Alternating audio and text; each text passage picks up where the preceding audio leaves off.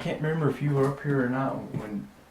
Yeah, I think you were filming, right? When Jason said that Josh's brother used to live in that house right over there. But he claimed that he could see from that window a little girl standing here with a dark, shadowy thing right behind her. Mm-hmm. Well, and it scared him. That sounds creepy. That sounds ominous. And that sounds, where is it? That's what I'm talking about. That's what we want to see.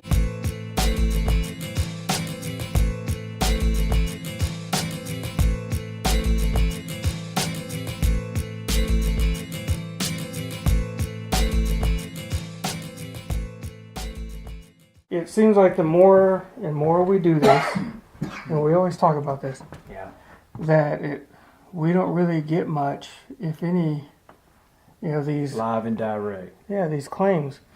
Now so we've captured anomalies. Maybe and we may capture some here too.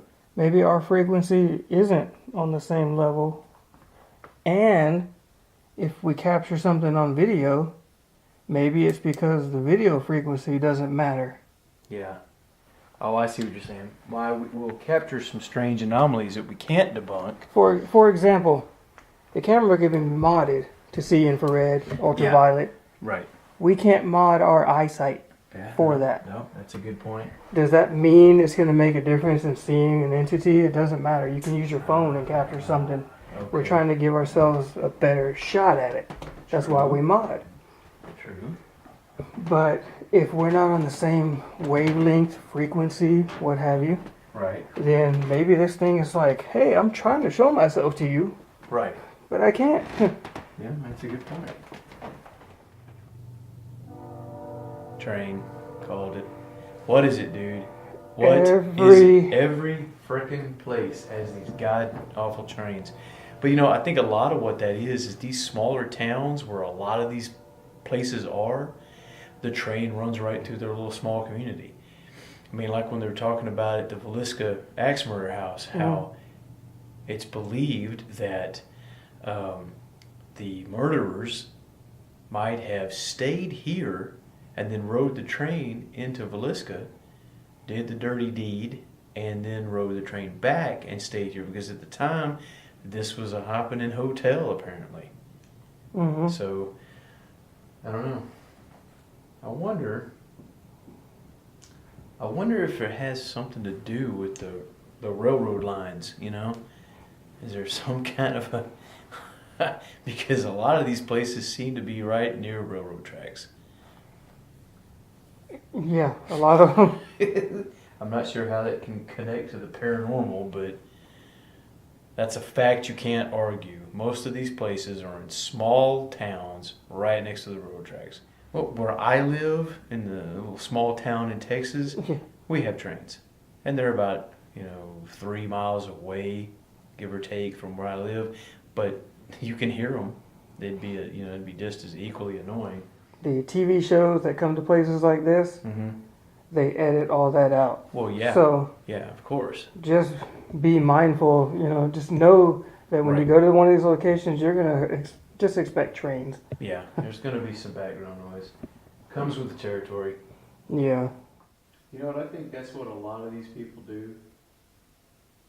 Is I'm staring into the darkness, and your eyes will start to play tricks on you.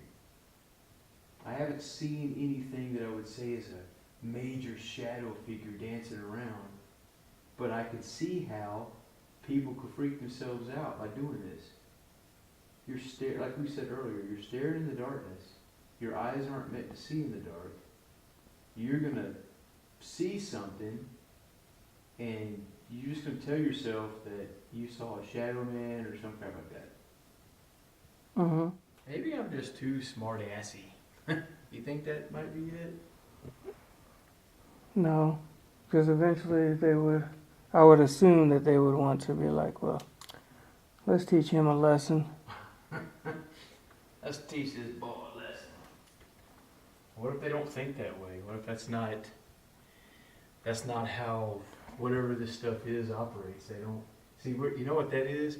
That's what it is. We're coming at this from a human perspective, and if whatever people are interacting with isn't ghosts, in the traditional sense, that you can't think from a human mind frame, right? Because that's not going to work. They don't, whatever they are, don't think and act and operate the way we do. Whatever drives them, whatever motivations they have, aren't like us. If I'm not mistaken, this is the area where Johnny Hauser had his experience that led him to contact Nick and Katrina from Paranormal Lockdown, and they had experiences here. Maybe I'm just not patient enough. How about we come up with para-perception? Para-perception? Yes. The way people perceive the paranormal. I like para-perception. That's a dope name.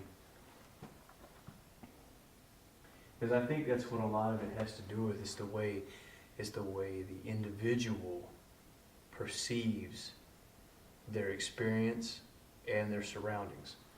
Now imagine that group that left within 30 minutes. They were bum rushed. Right. What if it wasn't they that was bum rushed? What if it was just one of them? And then that one hysteria. Took off running, and then the other ones were like, I don't know what, I'm following him. I'm following him. Or her. When they said, something bum rushed, a big shadow thing bum rushed them and chased them out of there, did it, like you said, did they all see it? Now that's more impressive if they all saw it, right? Mm-hmm. But yeah, I mean, it's like right now, it's almost messing with my eyes. You know what I mean? It almost hurts my eyes just because I'm straining to try to see in the dark. Something we're not meant to do. Yeah. I don't think this is the best way to go about it. Just be staring off into the darkness. How can you can't trust any of that. If I sit here and I stare in the darkness and I tell you, oh, I saw a shadow thing dart out of the door, or I run across the hallway, or something. And if the camera don't see anything, what does that tell you? That tells you that it's just my eyes playing tricks on my brain. Mm-hmm. But why do you have to sit in the dark and this happen? That's another good point. Can this stuff only come out in the dark? No, of course not. If it's real.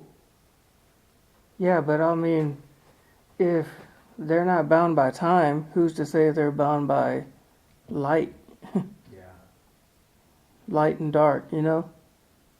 And are they aware of light and dark and that we're bound by it? Oh. So they're like, well, That's a good I'm not going to come out into this dark so I can scare them. Well, that could be. But that's assuming that they're self-aware as well. Right. And That's that a they good know point. they can interact with us. That is a good point, sir. There's too many questions that we can't answer. There is. There are too many frustrating questions. Honestly. And at the end of the day, if we don't have the experience, we just didn't have it. Somebody else can. We can't say that they didn't. Yeah. And we can't. I would never say that. And I hate on somebody else's experiences. yeah, we can't say they did or didn't have the experience. All we can say is, well, when we look at the evidence, we didn't have it. What's the reason why? Did they misperceive that experience? Did they have it because their wavelength is different and they're more susceptible to it? You know, there's just too many questions that we can't answer. You're right. That's true.